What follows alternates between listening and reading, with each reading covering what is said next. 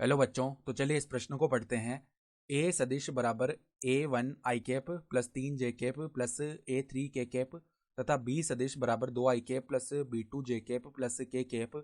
यदि ए सदिश बराबर बी सदिश, तब A1 B2 तथा A3 का मान ज्ञात कीजिए। तो यहाँ पर देखो, हमें सवाल में ए सदिश और बी सदिश के मान दिए हुए हैं और बताया गया है कि ए सदिश बराबर बी सदिश के हैं, तो हमें A1 B2 तथा A3 का मान ज्ञात करना है।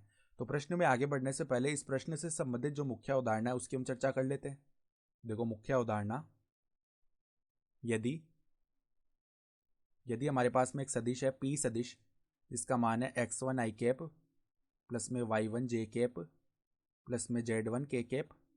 वह एक दूसरा सदिश है हमारे पास में क्यू सदिश, जिसका मान है x2 आई कैप प्लस में y2 जे कैप प्लस में z2 के कैप।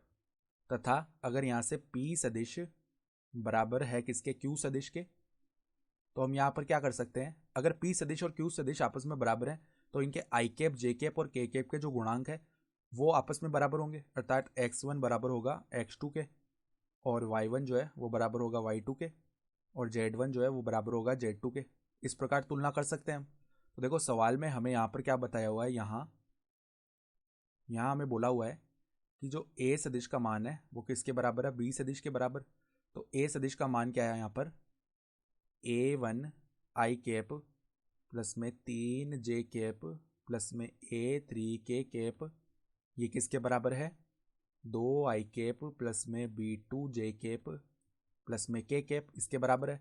तो अब यहाँ से हम तुलना कर लेते हैं आई कैप जे कैप और के कैप के गुणांकों की। तो यहाँ से हमें क्या मिल जाएगा, जो आई कैप के गुणांकों की तुलना करेंगे तो A1 किसके बराबर आ जाएगा, 2 के बराबर। ठीक है, उसके बाद हम जे कैप के गुणांकों की तुलना करेंगे तो B2 का मान जो है वो किसके बराबर आ जाएगा, 3 के। तो B2 बराबर में आ गया 3। फिर हम के कैप के गुणांकों की तुलना करेंगे तो A3 का मान किसके बराबर आ जाएगा, 1 के बराबर। तो A3 का मान क्या आ गया, 1। ठीक है, क्योंकि यहाँ पर के कैप का गुणांक 1 है बराबर में, तो A3 का मान 1 आ गया। तो यही हमें ज्ञात भी करने थे। ठीक है, तो A1 का मान तो हो गया 2, B2 का मान हो गया 3 और A3 का मान हो गया 1। तो आशा करता हूँ कि आपको यह प्रश्न समझ में आया होगा। धन्यवाद।